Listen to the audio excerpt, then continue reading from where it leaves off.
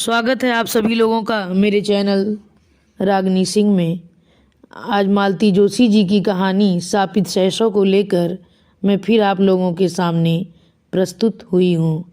तो चलिए आइए सुनते हैं मालती जोशी जी की कहानी शापित शैशव। दरवाजे की घंटी इतनी ज़ोर से बजी कि क्षण भर को हम सभी सहम गए। मैं समझ गई कि पारुल आई है और खूब भरी हुई आई है।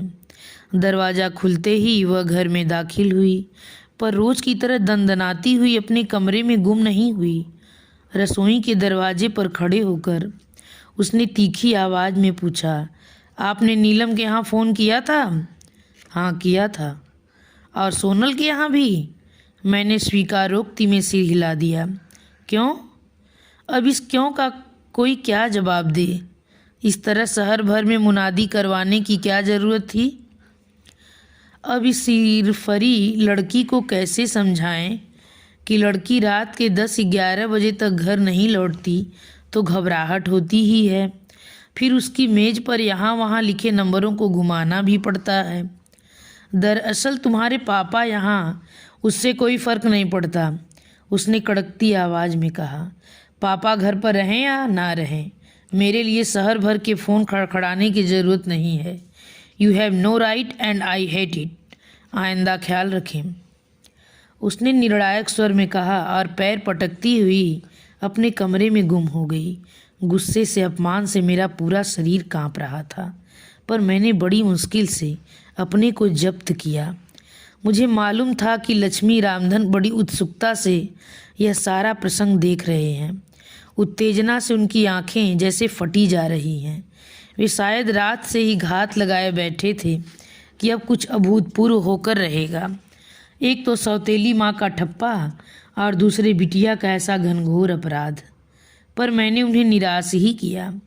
मैं तो अपनी कोई भी प्रतिक्रिया व्यक्त नहीं करना चाहती थी, पर एकदम चुप्पी लगा जाना भी शायद मेरे हक में अच्छा न होता। वे लोग इसे कमजोरी ही समझते, इसलिए बेजारी की मुद्रा बनाकर मैंने कहा, घर में कोई बड़ा बूढ़ा न रहे तो ऐसा ही होता है।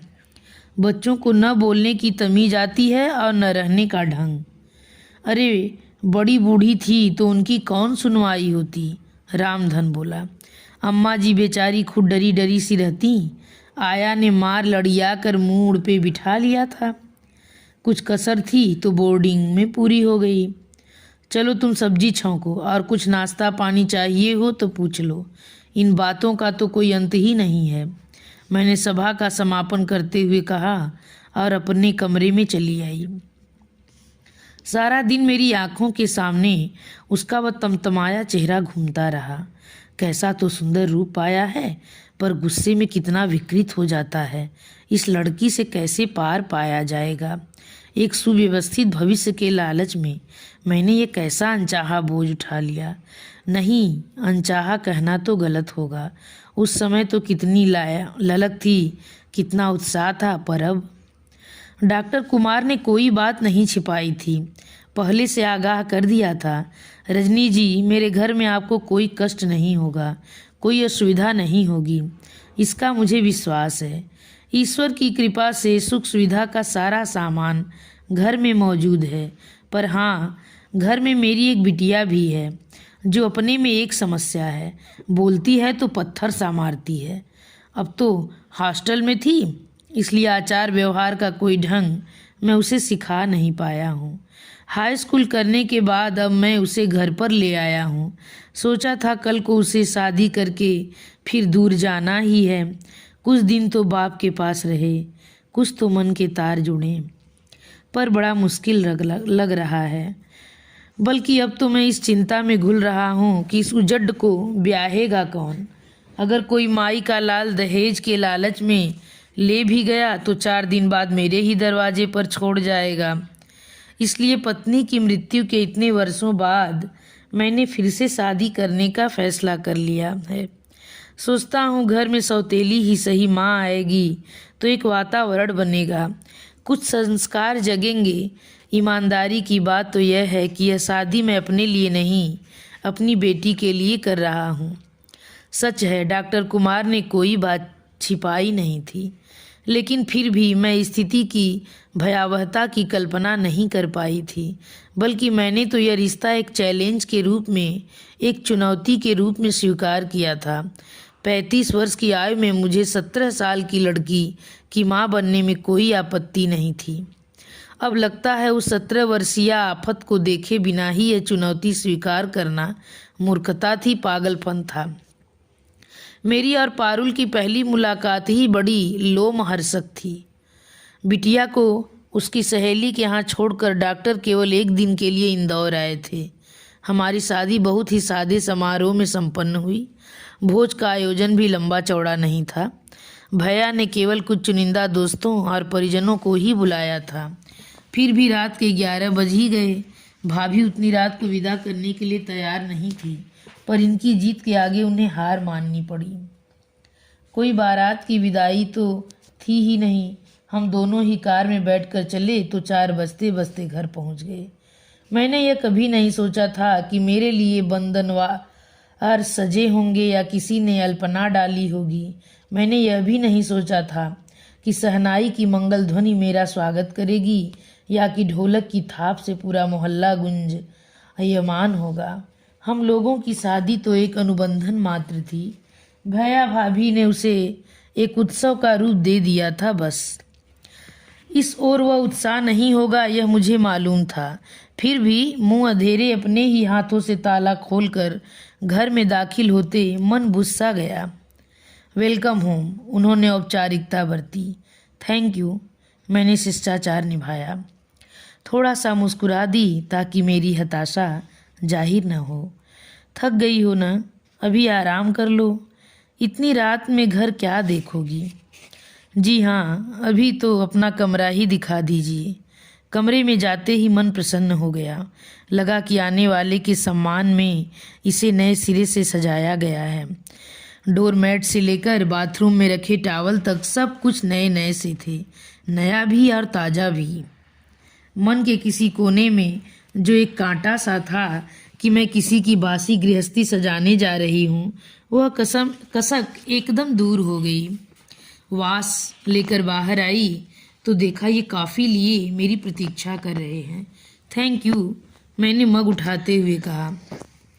पर यह धन्यवाद मेरी औपचारिकता नहीं थी।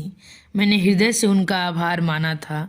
इस समय सचमुच कुछ पीने का मन हो रहा था, पर घर में कोई था ही नहीं जो अनुरोध करता। अपने आप बनाना कुछ अच्छा नहीं लग रहा था। मैं सचमुच कृतज्ञ थी कि मुझे आते ही रसोई में पैर नहीं देना पड़ा। मैं तो सोच रही थी कि अब तो सुबह होने को है, सोकर क्या होगा, पर कब आंख लग गई पता ही नहीं चला। सुबह उठी तो दिन काफ़ी चढ़ चुका था और वे तैयार हो चुके थे। आज छुट्टी नहीं लेंगे? मैंने कातर स्वर में पूछा। जल्दी लौट आऊँगा, इन्होंने मुझे आश्वस्त किया। आओ नाश्ता कर लेते हैं, मैं रुका हुआ हूँ। नाश्ते की मेज पर ही रामधन से मुलाकात हुई। उसी ने फिर लक्ष्मी से मेरा परिचय करवाया। ये मेरी गृहस्थी के 2 आधार स्तंभ हैं, इन्होंने परिहास में कहा, पर मुझे तो तीसरे की तलाश थी। आखिर मुझसे रहा नहीं गया, पूछ ही लिया, बिटिया से नहीं मिलवाएंगे? क्षण भर को उनके चेहरे पर असमंजस के भाव उभरे।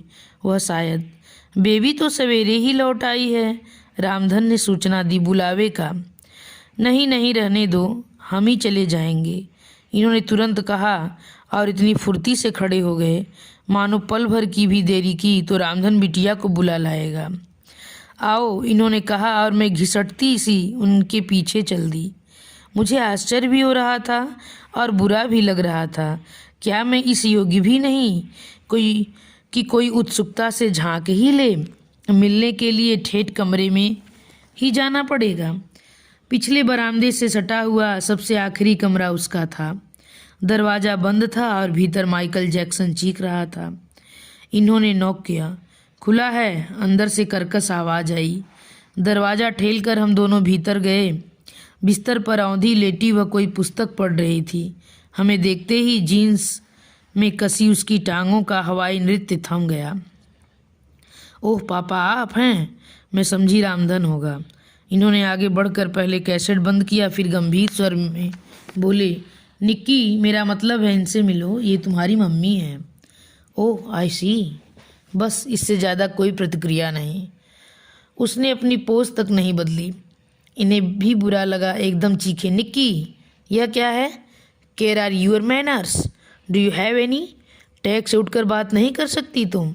वह एकदम उछल कर खड़ी हो गई, अपने छोटे छोटे बालों को गर्दन के एक झटके के साथ पीछे फेंकते हुए बोली, आपकी आज्ञा सिर उधार है पिताश्री।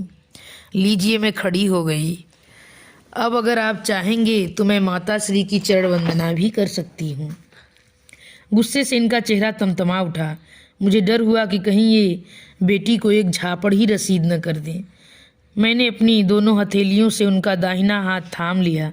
सोचा मेरे स्नेह के उताप से उनकी उत्तेजना कुछ तो कम होगी। चलिए, मैंने मनुहार की और उन्हें उसी तरह थाम कर बाहर ले आई। बाहर आकर देखा लक्ष्मी और रामधन दोनों कमरे की ओर कान लगाए बैठे हैं। उन्हें जरूर ही निराशा हुई होगी। एक बात का यकीन जरूर आ गया कि इस घर में अगर कभी कोई नाटक हुआ तो दर्शकों का अभाव नहीं रहेगा। अपने कमरे की सुरक्षित चारदीवारी में आकर मैंने खुलकर सांस ली। इतनी देर से दम जैसे घुटा जा रहा था, लेकिन ये अब भी गुस्से से थर थर काँप रहे थे। प्लीज़ रिलैक्स, मैं इनके बालों में उंगलियां फिराते हुए कहा। अपरिचय की सारी दीवारें संवेदना के उस प्रवाह में बह गए।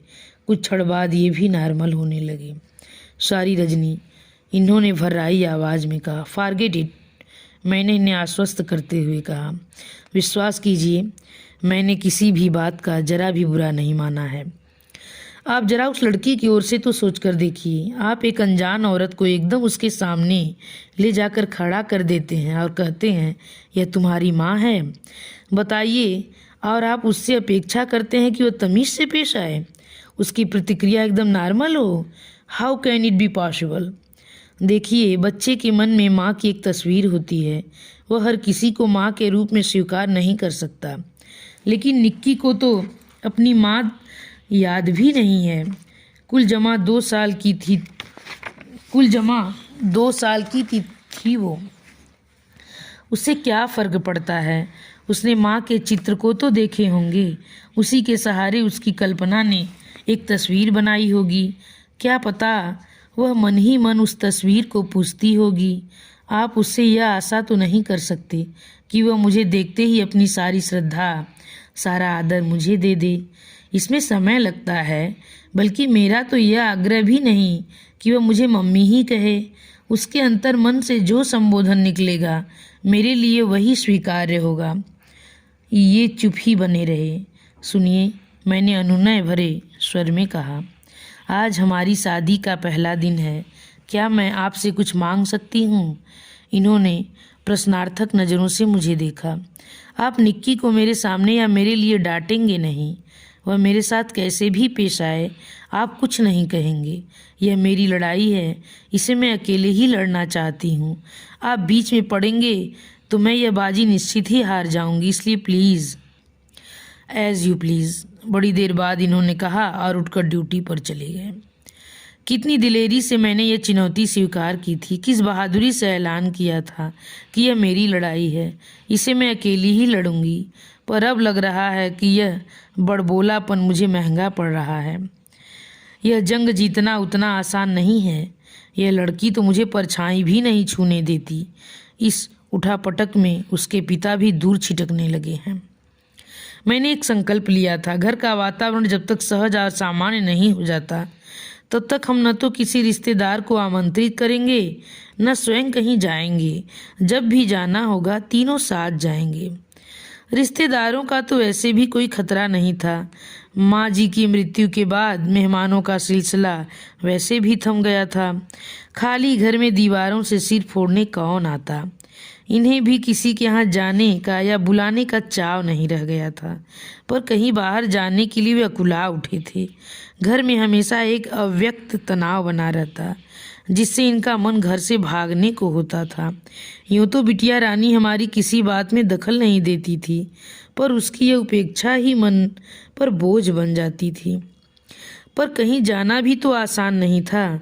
हम लोग कहीं पिक्चर या पार्टी में भी जाते तो मेरा मन अपराध बोध से ग्रस्त हो जाता। शहर से दूर जाने का तो सवाल ही नहीं उठता था। निक्की को क्या हर बार सहेली के यहाँ भेजा जा सकता था? उसे ही यह क्या अच्छा लगता? घर पर उसे नौकरों के भरोसे छोड़ना भी तो संभव नहीं था। लोग बाग मखौल नहीं उड़ाएंगे। तुम हर बात उसकी बात बीच में क्यों ले आती हो? ये झल्लाते। लेकिन उसे एकदम नज़रअंदाज भी तो नहीं किया जा सकता। मैं समझाती। आखिर एक दिन मैंने कह ही डाला, आप ही ने तो कहा था कि यह शादी आप सिर्फ बिटिया के लिए कर रहे हैं। हाँ कहा था। ये चीखे। तो क्या इसी की सज़ा दे रही हो मुझे? और फिर 2 दिन तक बच्चों की तरह मुंह फुलाए घूमते रहे। इन्हें इस तरह नाराज करके जिसे मनाने का मैं प्रयत्न कर रही थी, वह मुझे जरा भी लिफ्ट नहीं दे रही थी। मेरा हर प्रयास वह विफल कर रही थी। गृह प्रवेश के दूसरे दिन तड़के मेरी आँख खुल गई। श्रीमान जी गहरी नींद में सो रहे थे। सोचा अपने लिए फर्स्ट क्लास चाय बना ली जाए। कल का पूरा दिन मानसिक उहापोह में और औपचारिकताओं में बीत गया। एक बार भी चाय का मज़ा नहीं आया। रसोई में जाते हुए देखा निक्की के कमरे की लाइट जल रही है। सोचा दोस्ती के लिए अच्छा मौका है। उसके पिताजी भी साथ में नहीं हैं। मैंने फटाफट 2 कप चाय बनाई और दरवाजे पर हल्के से नॉक किया। निक्की। दरवाज़ा इस तेज़ी के साथ खुला कि मैं सहम कर 2 कदम पीछे ही हट गई। फिर संभलते हुए मैंने कहा, मैंने तुम्हें डिस्टर्ब तो नहीं किया ना? तुम्हारे कमरे में रोशनी देखी तो सोचा कि सुबह की चाय निक्की के साथ ही पी जाए। मेरा नाम पारुल है। पापा श्री ने शायद आपको बताया नहीं। ओह सारी। अपमान के उस घूंट को किसी तरह पीते हुए मैंने कहा, अच्छा बताओ नाश्ते में क्या लोगी? आज तुम्हारी पसंद का ही नाश्ता बनाते हैं। मेरी चिंता रहने दे। उसने कप हाथ में लेते हुए कहा, मेरा नाश्ता रामधन बना देगा। आप तो जिनकी सेवा के लिए आई हैं उन्हीं का ख्याल रखें, मेहरबानी होगी। मन हुआ कह दूं, पगली मैं तो तेरे लिए ही इस घर में आई हूँ। तेरे पापा मुझे तेरे लिए ब्याह कर लाए हैं। पर वह जिस तरह काट खाने को दौड़ रही थी, वहाँ ऐसी कोमल अनुभूतियों के लिए गुंजाइश ही कहाँ थी। इसके बाद मैं उसे जब भी पुकारा या जब भी उसका उल्लेख किया, पारुल कहकर ही किया। उसने 1-2 बार कहा भी, अरे मैं तो भूल ही चला था कि इसका नाम पारुल है। इसलिए तो मैंने ठान लिया है उसका असली नाम ही चलाऊंगी। इतना प्यारा नाम है और आप की देखा देखी सब उसे निक्की कहे चले जाते हैं। कोई बच्ची है वो? चाय वाले प्रसंग की कड़वाहट भूलने में मुझे 2-4 दिन लगे। उसके बाद मैंने फिर कमर कस ली। उसकी अनुपस्थिति में एक दिन मैंने उसके कमरे का मुआयना किया। वह ठीक वैसा ही था जैसे मैंने सोचा था। उसे तरतीब देने की कोशिश में मेरे पूरे 3 घंटे खर्च हुए। मैंने पहले तो उसका बिस्तर ठीक किया, पलंग की चादर बदली, फिर खिड़कियों के पर्दे बदले, यहाँ वहाँ बिखरे कपड़ों को समेटा, धुले अनधुले कपड़ों को अलग किया, मेज पर फैली किताब कापियों को करीने से जमाया, ड्रेसिंग टेबल का शीशा साफ किया, शीशियों के ढक्कन यथास्थान रखे, स्टूल पर कैसेट के ढेर को स्टैंड में फिट किया, बाथरूम में नई साबुनदानियाँ रखी, गीले तौलिए सूखने के लिए फैलाए। इतना सब करने के बाद लक्ष्मी को झाड़ू लगाने की आज्ञा देकर मैं अपने कमरे में आकर लेट गई। थक तो गई थी पर मन प्रसन्न था। सोचा पारुल भी देखेगी तो खुश हो जाएगी। मुंह से चाहे कुछ न कहे, मन ही मन एहसास तो होगा कि माँ भी कोई चीज़ होती है। ठीक 4 बजे उसकी लूना गेट के अंदर दाखिल हुई और मैं उठकर बैठ गई। पता नहीं किस अव्यक्त अनुभूति से मेरा हृदय धड़कने लगा। रोज की तरह वह सीधे अपने कमरे में गई और दूसरे ही क्षण वह मेरे सामने थी। धन्यवाद, उसने कहा, पर उसकी आंखें और उसका स्वर उस धन्यवाद का समर्थन नहीं कर रहे थे। आपने मेरे कबाड़ खाने को कमरे की शक्ल देने की कोशिश की, इसके लिए आभारी हूँ, पर भविष्य में यह कृपा दृष्टि न कीजिएगा, मुझे अच्छा नहीं लगता। और उल्टे पांव कमरे में लौट गई। क्षोभ और अपमान से सुलगती हुई मैं पता नहीं कब तक वहीं बैठी रही। अपमान की आवृत्ति तो पता नहीं कितनी बार हो चुकी है। उस दिन घर में कथा थी। रामधन का ही आग्रह था कि शादी के उपलक्ष्य में और कुछ नहीं तो एक कथा ही हो जाए। उसने खुद बोल रखा था कि साहब का घर बस जाएगा तो कथा करवाऊंगा। उसके संकल्प का मान तो रखना ही था। बड़े उत्साह से मैंने सारी तैयारी की। इस घर में हाल का कोई वातावरण नहीं था, पर माँ के यहाँ तो नित्य पूजा पाठ की परंपरा थी। सुबह शाम ठाकुर जी की आरती होती थी। धूप अगरबत्ती की महक से सारा घर सुवासित हो जाता था। मंत्रोच्चार से एक मंगलमय पवित्र वातावरण की सृष्टि होती थी। अपने उस परिवेश को उस दिन के लिए मैंने इस घर में भी जीवित कर लिया। बड़े मनोयोग से पूजा स्थल को सजाया संवारा, सुंदर अल्पना से अलंकृत किया। माँ जी की अलमारी से पूजा के सारे उपकरण निकाल कर उन्हें चमकाया। बड़े उत्साह से प्रसाद बनाया। विधि विधान से पूजा हुई, कथा बाची गई। और जब आरती का समय आया, पता नहीं क्यों मुझे दुर्बुद्धि हुई और मैंने लक्ष्मी से कहा, बिटिया को आवाज़ दे दो, आरती हो रही है। बिटिया रानी कमरे में अवतीर्ण हुई, जीन्स और लूजर उसकी रोज की पोशाक, पर पता नहीं क्यों पंडित जी के सामने जरा संकोच हो आया। और जब आरती लेने का समय आया तो मुझसे नहीं रहा गया। बेटे, जूते पहनकर आरती नहीं लेते। बस वह एकदम पलट कर चली गई। न आरती ली न प्रसाद लिया। मन एकदम खराब हो गया। मेरे ही अनुरोध पर इन्होंने अपने एक दो मित्रों को सपरिवार खाने पर बुला लिया था। सोचा था जरा उत्सव का वातावरण हो जाएगा, पर उल्टे मातमी सन्नाटा सा छाया रहा। अजीब सा आलम था। मैं उस पर अपना पूरा स्नेह उड़ेल देने को बेचैन थी। अपनी ममता का आंचल फैलाए बैठी थी। लेकिन वह 16-17 साल की लड़की को गोद में लेकर दुलराया तो नहीं जा सकता। उससे तो दोस्ती ही की जा सकती है। पर जब जब मैंने दोस्ती का हाथ बढ़ाया, उसने निर्ममता से झटक दिया। जब जब प्यार से उसे कुछ समझाना चाहा, बिच्छू सा डंक मार कर उसने मुझे आहत कर दिया। और कल रात तो हद ही हो गई। महारानी सुबह 8 बजे जो कॉलेज गई तो रात तक लौटी ही नहीं। ये सेमिनार के लिए दिल्ली गए हुए थे। मेरी तो चिंता से जान सूख गई। रामधन से कहा कि पास पड़ोस में कोई सहेली रहती हो तो पता कर लो, पर उसने साफ मना कर दिया। बोला बेबी गुस्साती हैं। उसने तो फ़ोन करने से भी मना किया था, पर मेरा मन ही नहीं माना और मैंने मेज पर यहाँ वहाँ लिखे नंबरों को घुमा दिया। 2 जगह तो कुछ पता नहीं चला, पर तीसरी ने बताया कि शायद मैच खेलने गई है। आप इस नंबर पर पता कर लें। नीलम के यहाँ उसकी मम्मी मिली। उन्होंने बताया कि लड़कियां खेलने गई हैं, लौटने में देर हो सकती है।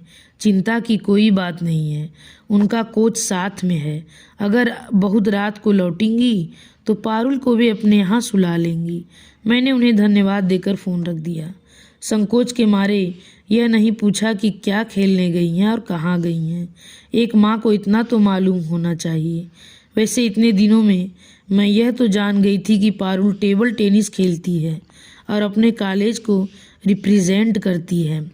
जानकर सचमुच खुशी हुई थी, पर इसका यह मतलब तो नहीं कि आपको बिना पूछे हर कहीं जाने की आज़ादी मिल गई। अगर कार्यक्रम ऐन वक्त पर तय हुआ है तब भी फ़ोन तो किया जा ही सकता है। रात मैंने कैसे काटी मैं ही जानती हूँ। डॉक्टर घर पर नहीं थे, नहीं तो मैं इतनी रात उसे घर पर ले आती और सारे आदर्शों को ताक पर रखकर खूब सोचा तो यही था कि सुबह जैसे ही वह घर में दाखिल होगी उसे खूब आड़े हाथों लूँगी। लेकिन यह तो हुआ नहीं, उल्टे वही मुझ पर बरस कर चली गई और मैं बस चुपचाप सुनती रही। रात को ये दिल्ली से लौटे तो मैंने उन्हें सारा किस्सा सुनाया, पर इन्होंने कोई प्रतिक्रिया व्यक्त नहीं की। उल्टे बड़े लापरवाह ढंग से बोले, हाँ नीलम के यहाँ रह गई होगी, उसकी बड़ी पक्की सहेली है। मुझे बहुत ताव आया।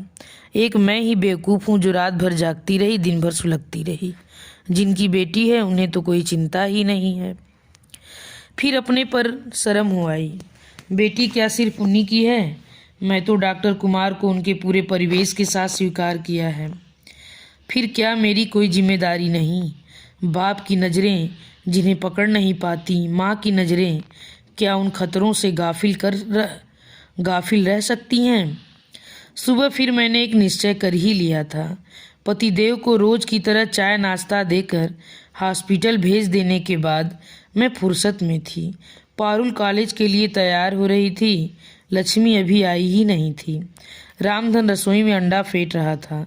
मैंने एक लंबी लिस्ट और पैसे पकड़ाते हुए उससे कहा, काका जरा बाजार का चक्कर लगाना होगा, तुम्हारे साहब आज लंबी चौड़ी फरमाइश कर गए हैं। अरे उनको फरमाइश का मौका तो अब लगा है, अब तक तो जो कच्ची पक्की बन गई सो खा लेते थे। वही तो सोचती हूँ कुछ तो उनकी पसंद का बना लूँ, आप झटपट सामान ला दो। वह बोले, पहले बिटिया का नाश्ता बना दें, वह तो मैं बना लूँगी, कहकर मैंने तुरंत गैस जलाकर फ्राइंग पैन चढ़ा दिया। अब अंडे का कटोरा मेरे हवाले करने के सिवा उनके पास कोई चारा ही नहीं रहा। बेचारे चुपचाप झोला उठाकर चले गए। अब मैदान साफ था, धावा बोलने का यही सुनहरा मौका था।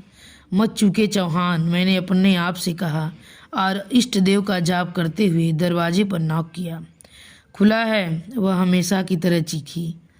नाश्ते की सजी हुई ट्रे लेकर मैंने कमरे में प्रवेश किया। वह ड्रेसिंग टेबल के सामने खड़ी थी। शीशे में मेरा प्रतिबिंब देखते ही चौंक पड़ी। आप? हाँ, नाश्ते की ट्रे छोटी टेबल पर रखते हुए मैंने सहज स्वर में कहा। रामधन जरा जरूरी काम से बाजार गया है, मैंने आमलेट बनाने की कोशिश की है, देखना जरा ठीक से बना तो है। वह तुनक कर बोली, आपने क्यों तकलीफ़ की? मैंने आपसे 1000 बार कहा है कि। मुझे याद है, मैंने उसे टोकते हुए कहा, पर वो क्या है बिटिया रानी कि तुम्हारी बदकिस्मती से तुम्हारे पापा मुझे ब्याह कर लाए हैं। इस रिश्ते से अब घर के हर कमरे पर मेरा हक हो जाता है और घर के हर सदस्य की भूख प्यास देखना मेरा फर्ज बन जाता है। वह चकित थी।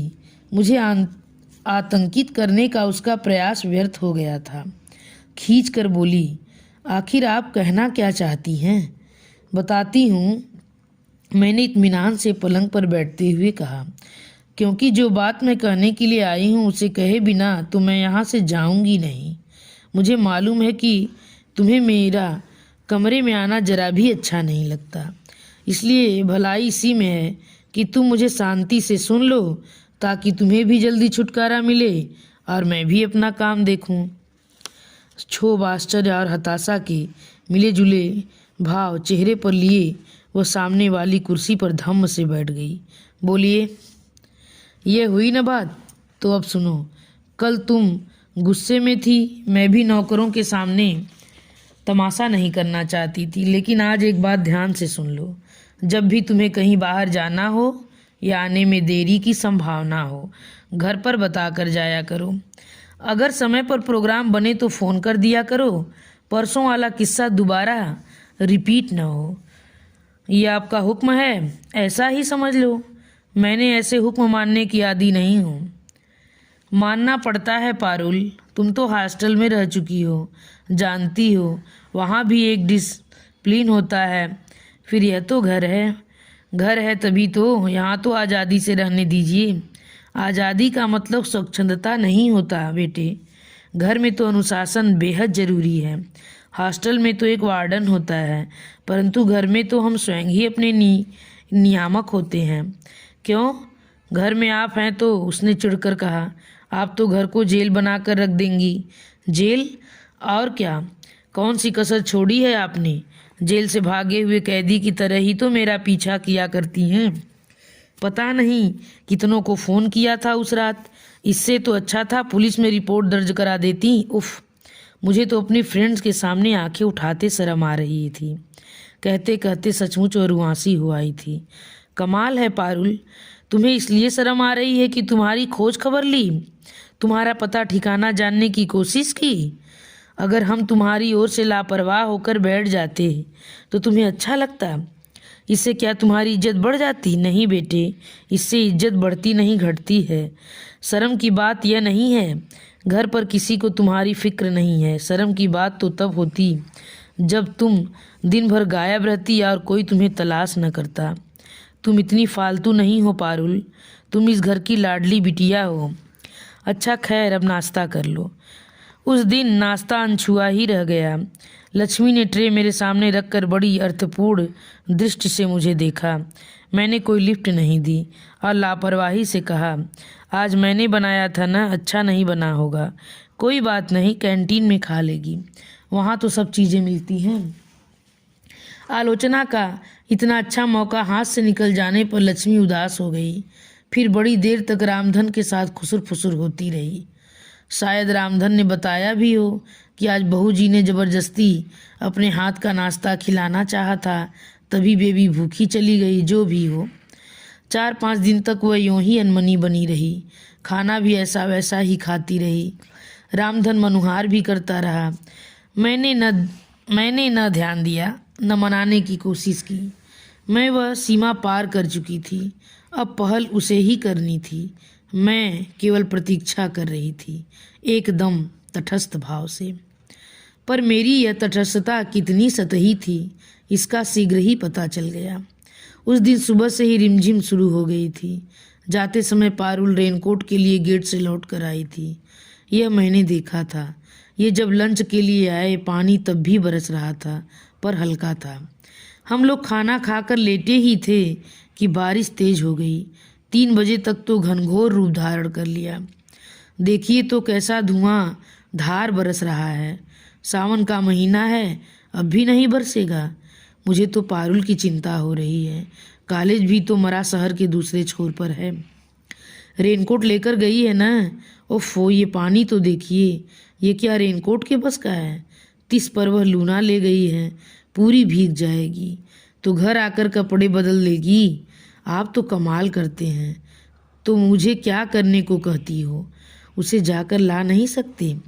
जरूर ला सकता हूँ, पर जानती तो हो वह लड़की कैसी तूफान है। मैं चला भी जाऊँ तो क्या वह मेरे साथ आएगी? और लोगों के सामने मेरा तमाशा बन जाएगा।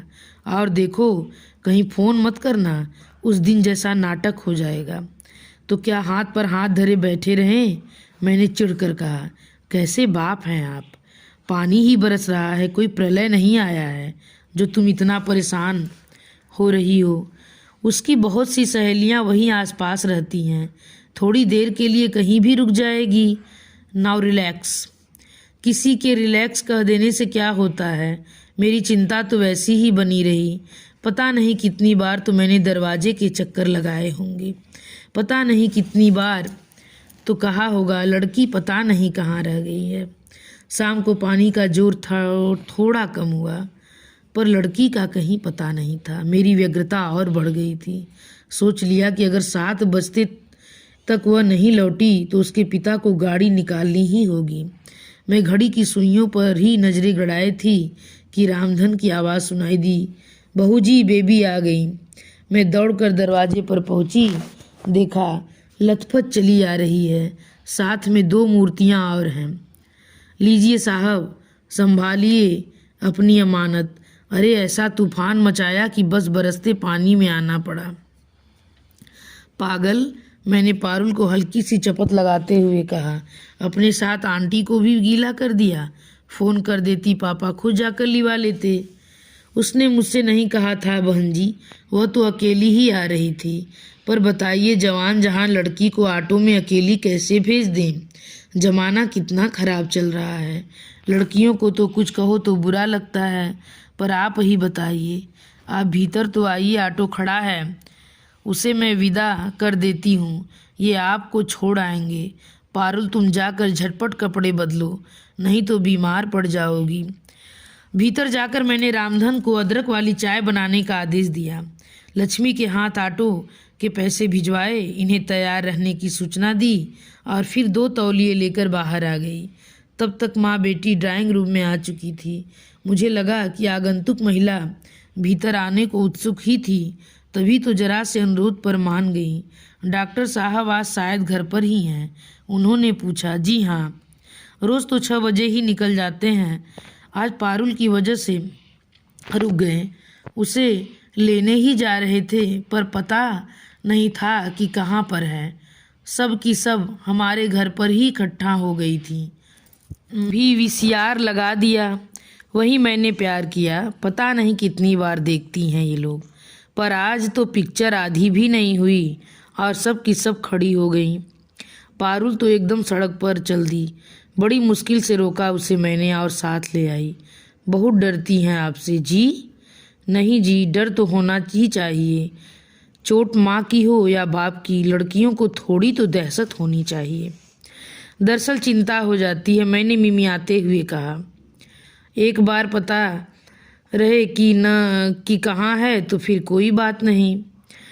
पर यही तो मैं इनसे कह रही थी, घर में माँ होने से बहुत फ़र्क पड़ता है। भले ही वह मम्मी, उनके सौतेली कहने से पहले ही लड़की ने डपट दिया। मम्मी, तुम्हें कुछ मालूम तो है नहीं, बस बोलती जा रही हो। डर वर की कोई बात नहीं है। दरअसल उसकी गीतांजलि और शाहीन से झड़प हो गई थी, इसलिए वह पिक्चर छोड़कर चल पड़ी थी। अरे, मुझे तो पता ही नहीं चला क्या हुआ था। मम्मी की आंखें उत्सुकता से फैल गई। बिटिया ने हताश होकर मेरी ओर देखा, फिर संक्षेप में बताया। अरे वो गीता और शाहीन है न, बहुत नाटक करती हैं। खुद ही पिक्चर लगाने को कहा और खुद ही बीच में उठकर खड़ी हो गई।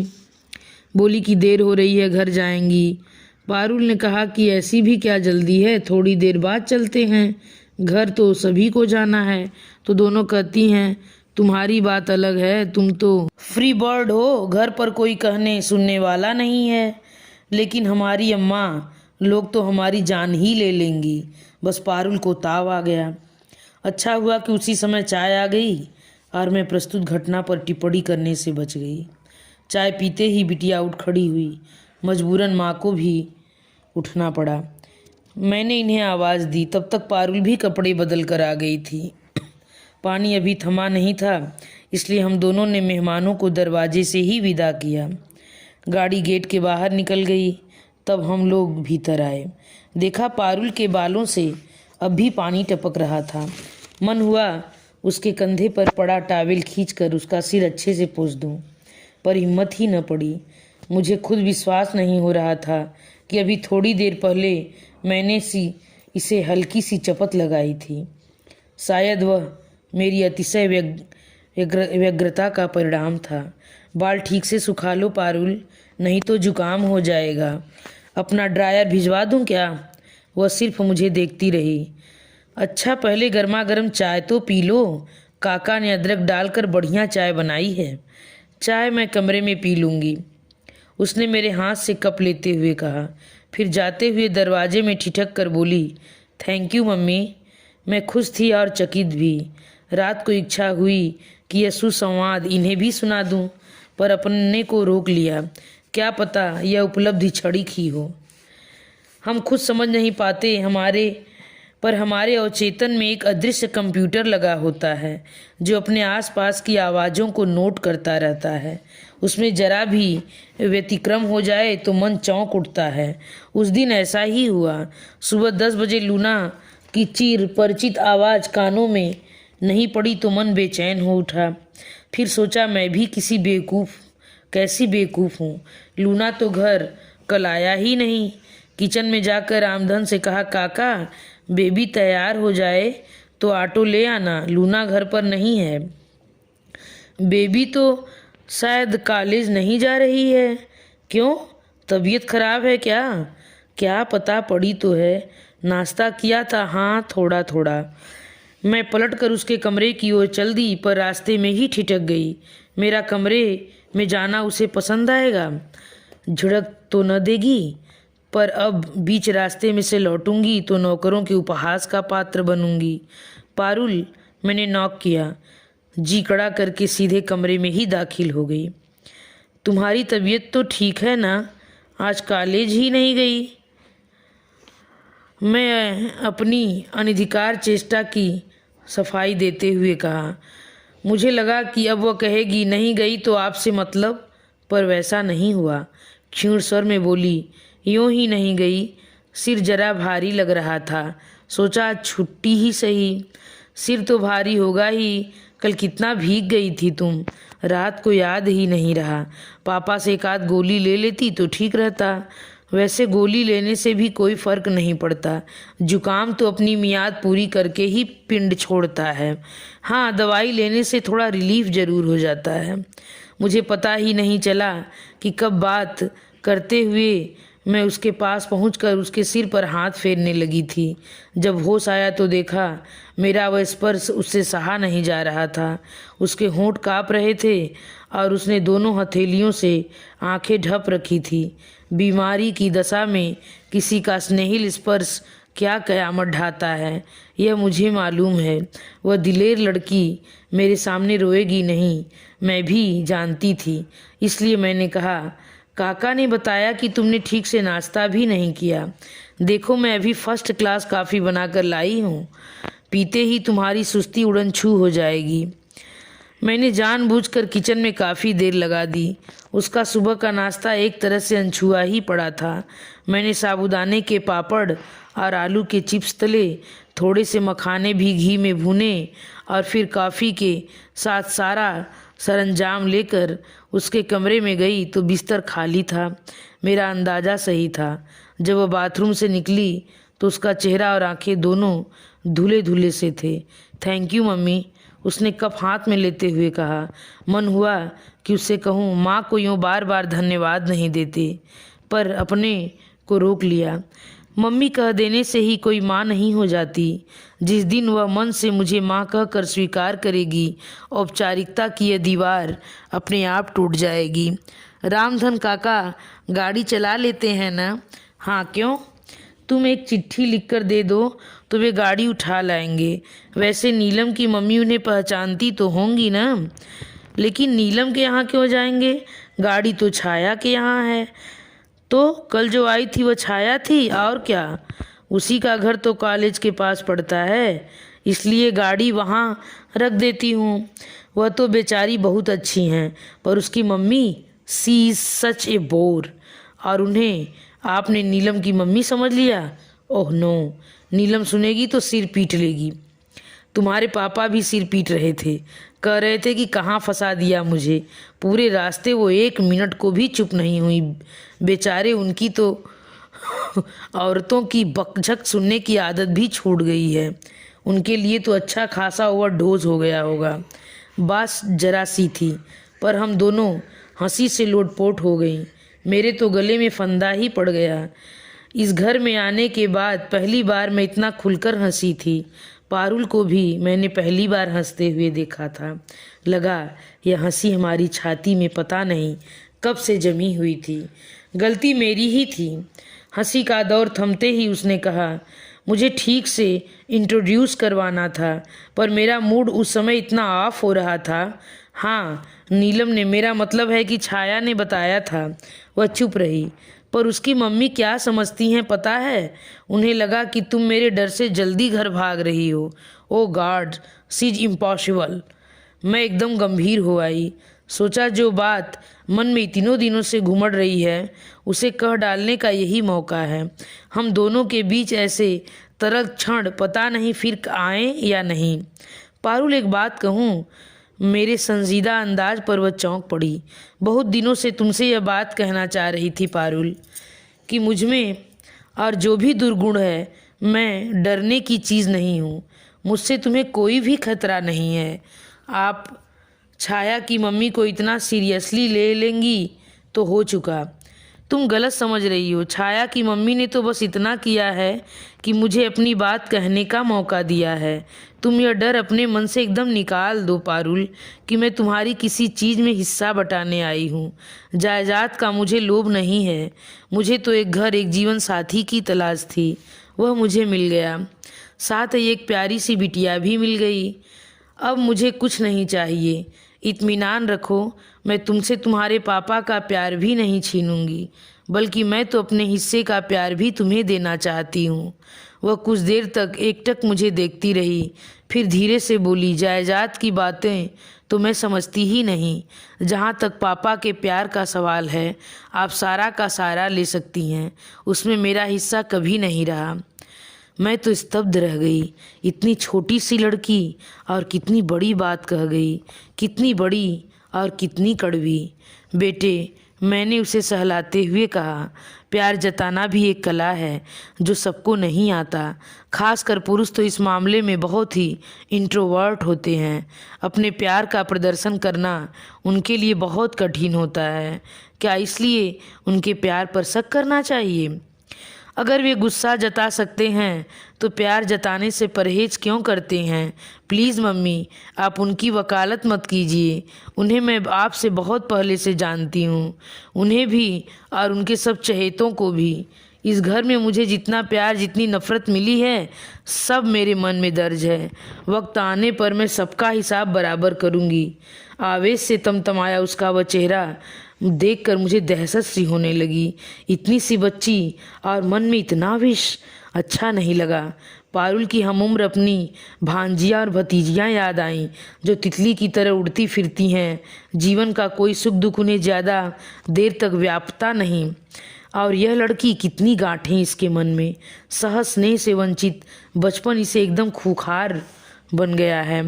प्यार तो मुझे बस एक ही ने किया था, उसने जैसे अपने आप से कहा। वही थी जिसने मुझे ममता का अर्थ समझाया, पर लोगों से वह भी तो नहीं देखा गया। मृत्यु पर तो किसी का वश नहीं है पारुल। मैं अपनी माँ की बात नहीं कर रही, वह तुनक कर बोली। उनके प्यार का स्वाद तो मुझे याद ही नहीं। मैं तो दिद्दा की बात कर रही हूँ। दिद्दा? हाँ, मेरी आया थी वह, पर मेरे लिए तो माँ ही थी। उसने मेरे लिए वह सब कुछ किया जो एक माँ अपने बच्चे के लिए करती है। मेरी पूरी दुनिया थी दिद्दा, मेरी ढाल थी, मेरा कवच थी। उसके रहते कोई मेरी तरफ आंख उठाकर भी नहीं देख सकता था। फिर वह चली क्यों गई? वह क्यों जाती? परम पूजनीय दादी जी को फूटी आंख नहीं सुहाती थी न, इसलिए बीमारी के बहाने उसे निकाल बाहर किया। कितनी बड़ी थी तुम उस समय? यह कोई 8 साल की। दिद्दा को भेज तो दिया, पर दादी से क्या कुछ संभलता था। मुझे फिर उठाकर नानी के यहाँ पटक आए। नानी बेचारी तो बिस्तर से लगी थी। घर में मामी का राज था। उन्होंने सुबह शाम जली कटी सुनाकर मेरा खून सुखा डाला। फिर साल भर बाद वापस छोड़ गई कि हमारे बस का नहीं है। फिर बुआ जी का आगमन हुआ। आप बुआ जी से मिली हैं? नहीं तो ज़रूर मिलिएगा, जी खुश हो जाए। दादी की 2 कॉपी हैं। उन्हें तो लगा शायद उन्हें रिमांड होम का गार्डन बनाकर भेज दिया गया है। आते ही शुरू हो गई। 6 महीने में मैं भी तंग आ गई। दादी से भी देखा नहीं गया। बोली, लड़की को उठाकर हॉस्टल में डाल दो। पापा तो ठहरे श्रवण कुमार। माँ की बात टालने का सवाल ही नहीं था। कितनी बड़ी थी तुम उस समय? 12वां चल रहा था। घर छोड़ने का दुख तो क्या होता है। हाँ, हॉस्टल की सख्ती रास नहीं आई कुछ दिन, फिर आदत पड़ गई। लेकिन जैसे ही पापा श्री को पता चला कि इसे हॉस्टल लाइफ रास आ गई है, घर ले आए। आप कहती हैं कि वे मुझे प्यार करते हैं, तो एक बार तो उन्होंने पूछा होता कि निक्की, तुम्हें क्या अच्छा लगता है, किसके पास रहना चाहोगी, कहाँ रहोगी। बस मनमानी करते रहे। जैसे निक्की न हुई, कोई गुड़िया हो गई, जहाँ चाहो पटक दो। ये आखिर बात कहते कहते उसके आवेश रुलाई में बदल गया था। मैं विस्मित थी। कभी सोचा भी नहीं था कि ये नन्ही सी जान अपने अंदर इतना दुख, इतनी वेदना, इतनी आक्रोश समेटे हैं। मुझे आश्चर्य हो रहा था कि एक ही सांस में वह मुझसे सब कुछ कैसे कह गई। पर यह सब अनजाने में ही हुआ होगा। वह दुख बरसों से उसके मन में कुंडली मारे बैठा होगा। निश्चित ही अपनी सखी सहेलियों से उसने कभी अपना दर्द बांटा नहीं होगा, नहीं तो उसमें इतना आवेग न होता। अपनी हमजोलियों के बोध में तो उसकी प्रतिभा एक दिलेर लड़की की है। उनके सामने वह अपनी करुण गाथा कभी नहीं दोहराएगी। मेरे सामने भी वह इतना नहीं खुलती, पर अपने पापा के प्रति गुस्से का इजहार करते करते वह कब भावुक हो आई, उसे खुद ही पता नहीं चला। पारुल, मैंने शांत स्वर में कहा, अगर मैं कहूँ कि वे तुम्हारे साथ कुछ दिन रहना चाहते हैं, इसलिए तुम्हें हॉस्टल से ले आए, तो क्या विश्वास करोगी? उत्तर में उसके ने मुंह बिचका दिया। सुनिए, वो दिद्दा के बारे में आप कुछ बता सकेंगे? अच्छे भले सो रहे थे, एकदम से उठकर बैठ गए। आंखें ऐसे जल उठी मानो मैंने कोई अक्षम्य अपराध कर डाला हो। समझ गई, लड़की ने यह तेवर बाप से ही लिए हैं। उसका भी गुस्सा नाक पर ही तो रखा रहता है। क्या जानना चाहती हो उसके बारे में? क्यों जानना चाहती हो? ये गुर्राए। बस यूँ ही जरा सी क्यूरियोसिटी थी। देखो, तुम्हारा समय न कटता हो तो लाइब्रेरी ज्वाइन कर लो या फिर किसी क्लब में जाना शुरू कर दो, लेकिन ये नौकरों चाकरों में बैठकर गप्पे लड़ाना बंद कर दो। स्तब्ध रह गई मैं। इस तरह भी कोई मुझसे बात कर सकता है? मुझे भी ताव आ गया। डॉक्टर कुमार, याद रहे कि मैं कोई 16-17 साल की ब्याहुली नहीं हूँ। आपको मेरी डिग्रियों का ध्यान नहीं रहा, ठीक है। मेरी सीनियर लेक्चरशिप को आपने नज़रअंदाज कर दिया, ठीक है, पर मेरी उम्र का तो लिहाज कीजिए। क्या इस उम्र में भी मुझे दूसरों से रहन सहन के तौर तरीके सीखने होंगे, अदब कायदे जानने होंगे? वे ज़मीन पर जैसे आ गिरे। सॉरी डार्लिंग, बेवजह ऑफ हो गया था, उन्होंने अपराध भाव से कहा। बाद में उन्होंने मुझे कुरेदने की बहुत कोशिश की, पर मैं चुप बनी रही। एक बात उसी समय तय हो गई थी कि पारुल की आया के बारे में अगर कुछ जानना भी है तो मैं इनसे नहीं पूछूंगी, क्योंकि मैं जानती थी कि ये बेवजह ऑफ नहीं हुए थे। हमारी उस छोटी सी अंतरंग बातचीत के बाद पारुल में एक सुखद परिवर्तन आ गया। जबरदस्ती ओढ़े अकेलेपन से वह जैसे एकाएक घबरा उठी। मैं किचन में होती तो मेरे इर्द गिर्द मंडराती रहती, अपने कॉलेज की, अपनी सहेलियों की बातें सुनाती, लेक्चरर्स की नकलें उतारती। मैं सुनती और सोचती, कम से कम इस काम के लिए तो माँ का घर में होना जरूरी है, नहीं तो बच्चा किसके सामने अपना जमा खर्च खोलेगा, किसे अपनी विजय गाथा सुनाएगा, किससे अपनी व्यथा कथा कहेगा। अगर कोई सुनने वाला न हुआ तो तरस जाएगा बेचारा। पारुल भी तो तरस गई थी। उसके मन में कितना कुछ जमा हो पाया था, वह तो धीरे धीरे बाहर आ रहा था। मन का भार हल्का होने से उसके चेहरे का संतप्त भाव भी बिला गया था। एक अपूर्व कोमलता से उसका मुख उद्भासित हो गया था। जब कुछ करने को नहीं होता तो हम दोनों ताश या कैरम खेलने बैठ जाती। रामधन काका हमें चाय और पकौड़े बनाकर दे जाते। एक दिन पारुल ने पूछ लिया, रामधन को काका क्यों कहती हैं? बुजुर्ग हैं ना, फिर इस घर के पुराने नौकर हैं, नाम लेना अच्छा नहीं लगता। मुझे ये बातें किसी ने क्यों नहीं सिखाई? सिखाने के लिए घर में कोई होना तो चाहिए।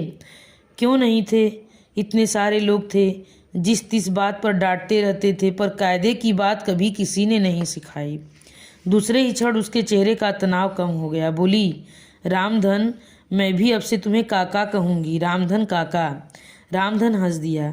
बेबी की इस सनक को उसने गंभीरता से नहीं लिया, वह लेने लायक भी नहीं था। बरसों की आदत इतनी आसानी से छूटने वाली नहीं थी। हाँ, लक्ष्मी और रामधन से बात करने का ढंग जरूर सौम्य हो गया था, लेकिन पापा से उसकी अब तक कुट्टी बनी हुई थी। उनकी आहट पाते ही वह अपने दड़बे में घुस जाती थी। एक आध बार उन्होंने हमें साथ बैठे देख लिया था। हंसकर बाद में कहा था, युद्ध विराम चल रहा है। हाँ, अब आप नज़र तो न लगाइए। एक दिन प्रसाद दंपति आ गए थे। डॉक्टर प्रसाद कुमार के दोस्तों में सबसे घनिष्ठ हैं। दोनों पति पत्नी बड़े ही हंसमुख, खुशमिजाज और मिलनसार हैं। यूँ तो पारुल कभी भी मेहमानों के सामने नहीं आती, पर प्रसाद अंकल से उसकी पटती है। वे आते ही उसे खींच कर बाहर निकालते, कॉलेज के हालचाल पूछते हैं, कभी कभी आइसक्रीम खिलाने बाहर भी ले जाते। उनके बच्चों के साथ तो वह एकदम बच्ची बन जाती है। उनका छोटकू जो 9 साल के अंतराल से पैदा हुआ है, बड़ा प्यारा है। पारुल तो उस पर जान देती है, देखते ही लपक कर उठा लेती है। उस दिन भी पारुल ने छुटकू को देखते ही किताब फेंक दी, फिर रवि, शशि और नन्हे हनी को लेकर सीधे छत पर चली गई। उन लोगों की धमाक चौकड़ी की गूंज नीचे तक आ रही थी। दीदी, मिसेज प्रसाद बोली, अब आप भी एक प्यारा सा खिलौना ले आइए। निक्की को बच्चों का कितना शौक है, देख रही हैं न। हम इस उम्र में बच्चे की कल्पना भी मेरे लिए हास्यास्पद थी। संयत स्वर में मैंने कहा, घर में जो 2 बच्चे पहले से हैं उन्हें ही तो मैनेज करना मुश्किल हो रहा है।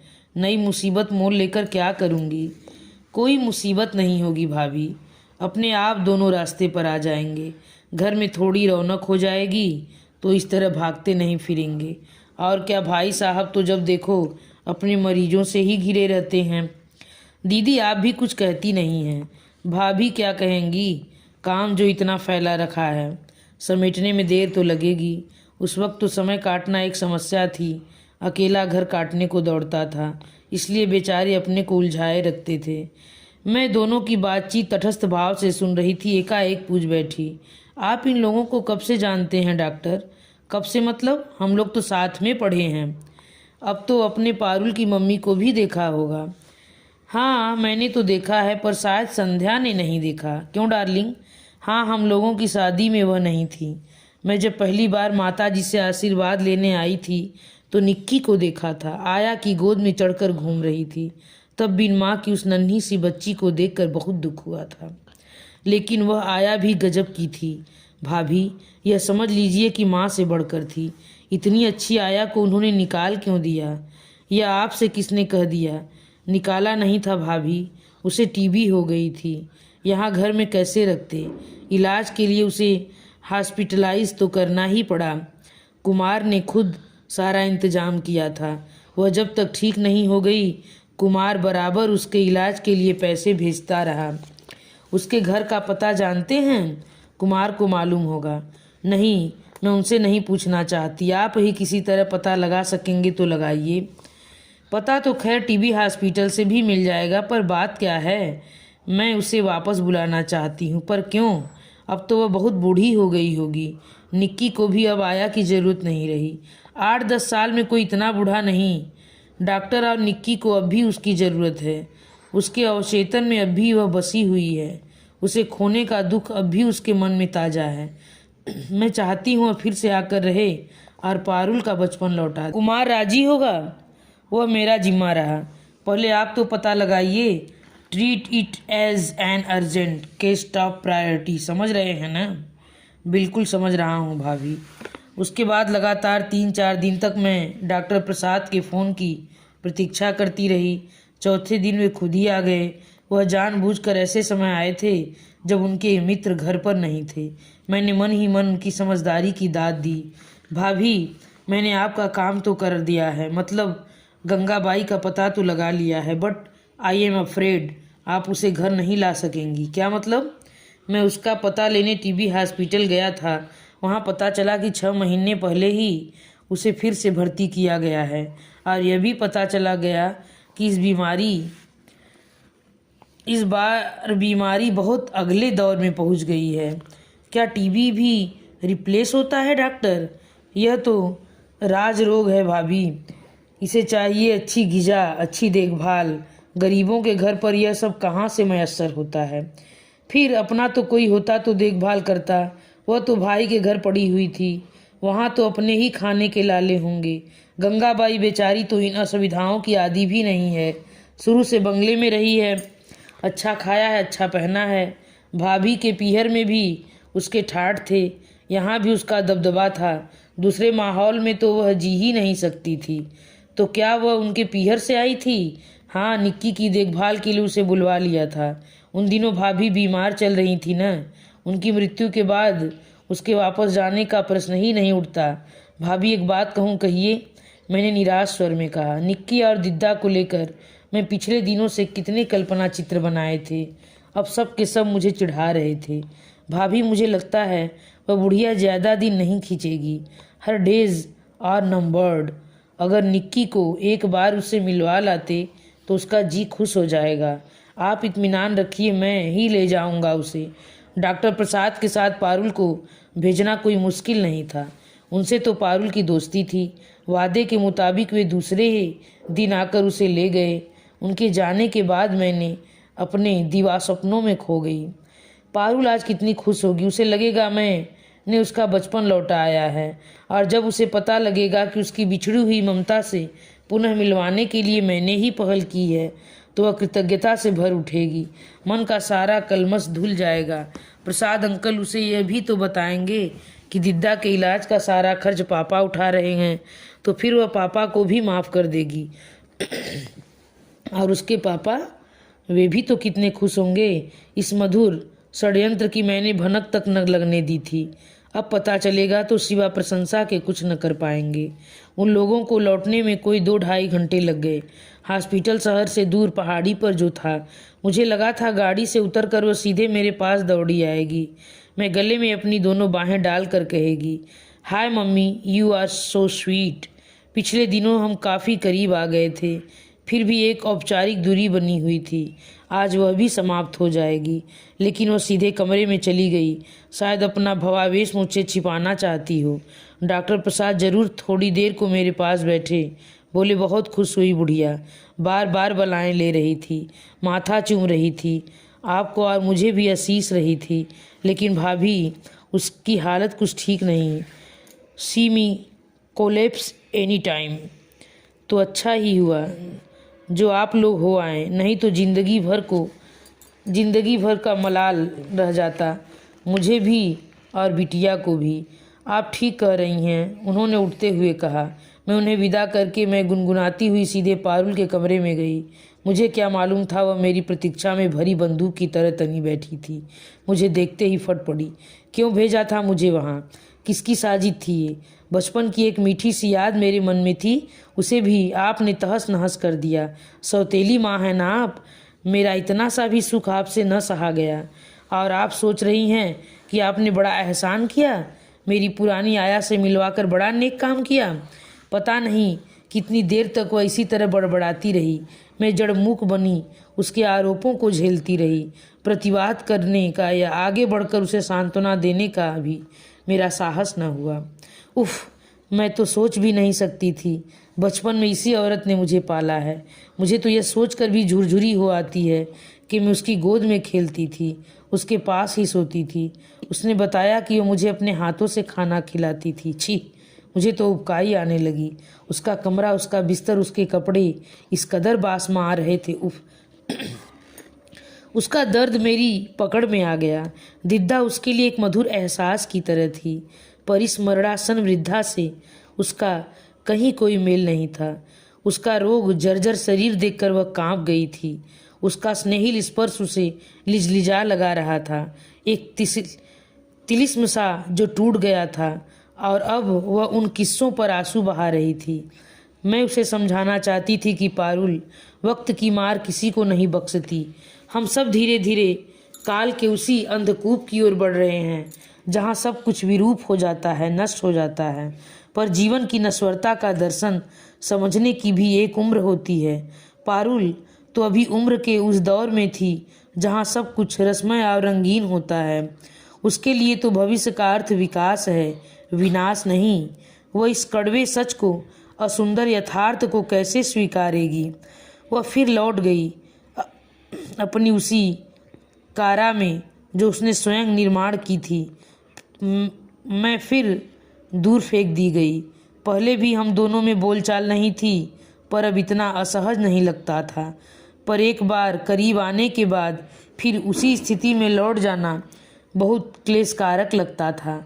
उसके पापा अक्सर छेड़ देते थे, क्यों युद्ध विराम समाप्त हो गया, संधिवार्ता विफल हो गई।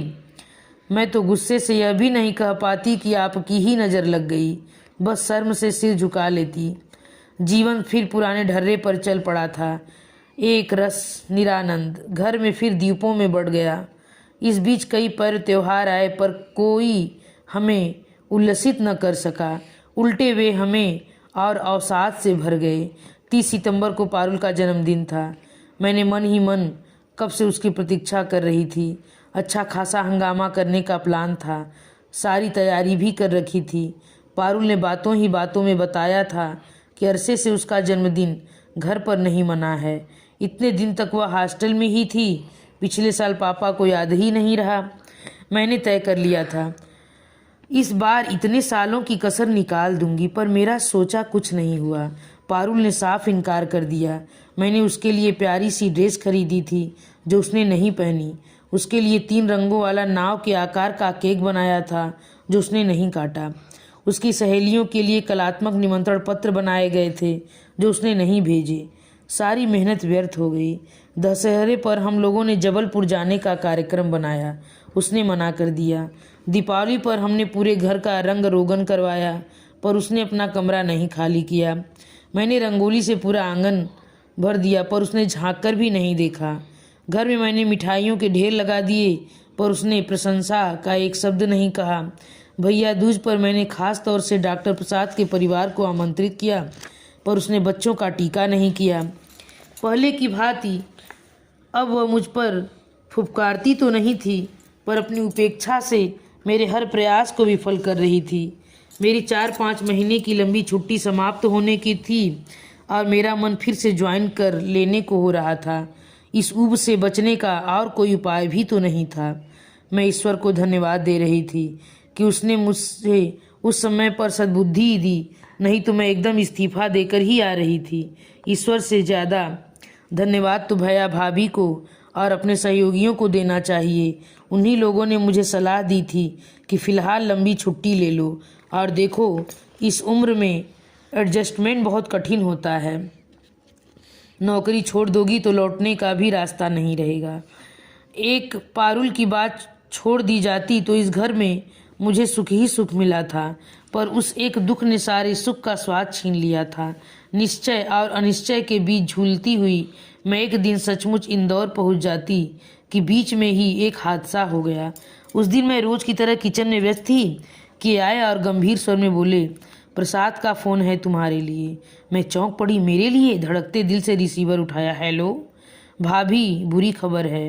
क्या? मैंने कांपते स्वर में कहा। पूजनीय दिद्दा चल बसी। मैं स्तब्ध रह गई। भाभी कुछ कहिए भी, क्या करना है? अब कहने को या करने को रहा ही क्या है? मेरा मतलब है, should we tell the kid? No, definitely not. She is just a kid, you know. अच्छा, अब आप इनसे बात कीजिए, मेरी कड़ाही जल रही है। चोंगा इनके हाथ में देकर मैं भागने ही वाली थी कि इन्होंने हाथ पकड़कर रोक लिया।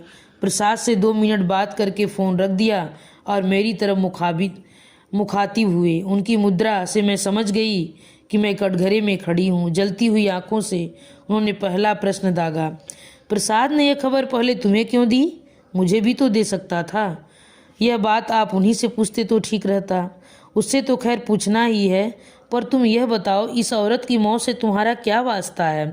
ओफो, मेरा क्या वास्ता होगा? वे बस मुझसे इसलिए पूछ रहे थे कि पारुल को बताना है कि नहीं। मैंने कह दिया कि कोई ज़रूरत नहीं है। वह जब जिंदा थी, पारुल उन्हें देख आई थी बस।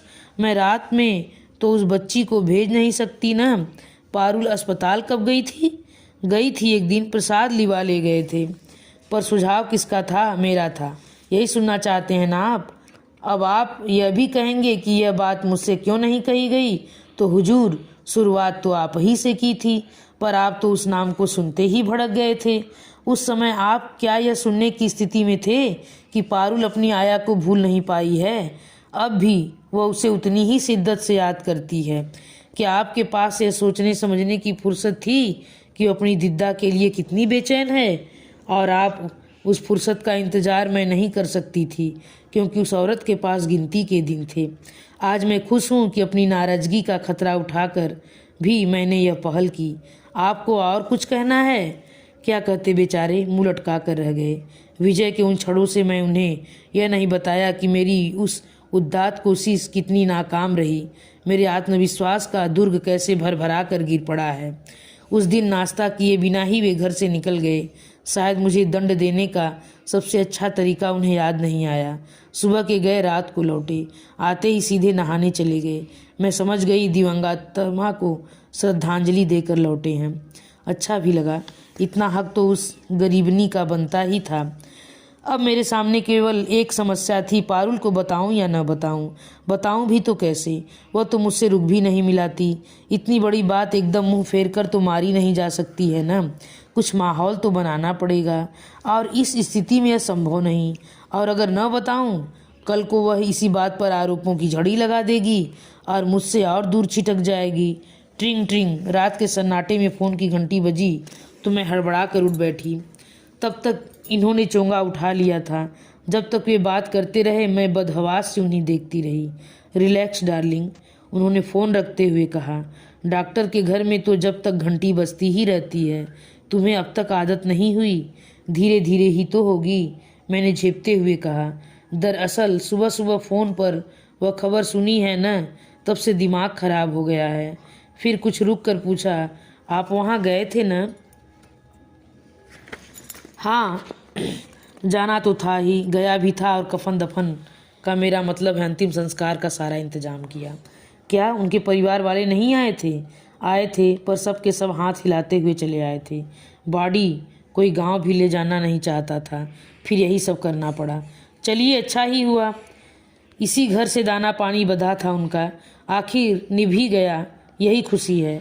और फिर कुछ क्षण रुक कर बड़े साहस के साथ मैंने कहा, सुनिए, मुझे उनके बारे में कुछ बताएंगे? हर बार उन्होंने आंखें नहीं इस बार उन्होंने आंखें नहीं तरेरी और न ही गुर्राए, बल्कि शांति स्वर में बोले, क्या जानना चाहती हो? यही कि वे कौन थी, कहाँ से आई थीं, इस घर में उनका वजूद क्या था। ऐसा कोई लंबा चौड़ा इतिहास नहीं है। रमा के भतीजों की आया थी, रमा की बीमारी में आई थी। खासियत बस यही थी कि जब तक मेरे ससुर जीवित रहे उसकी तनख्वाह उस घर से ही आती रही। ऐसा क्यों? इसलिए कि उस समय फुल टाइम आया रखने की मेरी हैसियत नहीं थी। हम लोग यानी मैं और अम्मा उसके लिए इतने उत्सुक नहीं थे, किसी तरह एडजस्ट ही कर रहे थे। पर रमा असुविधाओं में जीने की आदी नहीं थी, इसलिए उसके पिताजी को दया आ गई। पर उनकी यह दया, यह मेहरबानी हमें बहुत महंगी पड़ी। क्यों? अपने ही घर में हम जैसे किसी के आश्रित हो गए। उसकी उपस्थिति में हमें एक ही हीन बोध से भर देती थी, वह भी हमें हिकारत से देखती थी। मेरा तो फिर भी थोड़ा लिहाज करती थी, पर अम्मा को उसने कभी मालकिन का दर्जा नहीं दिया।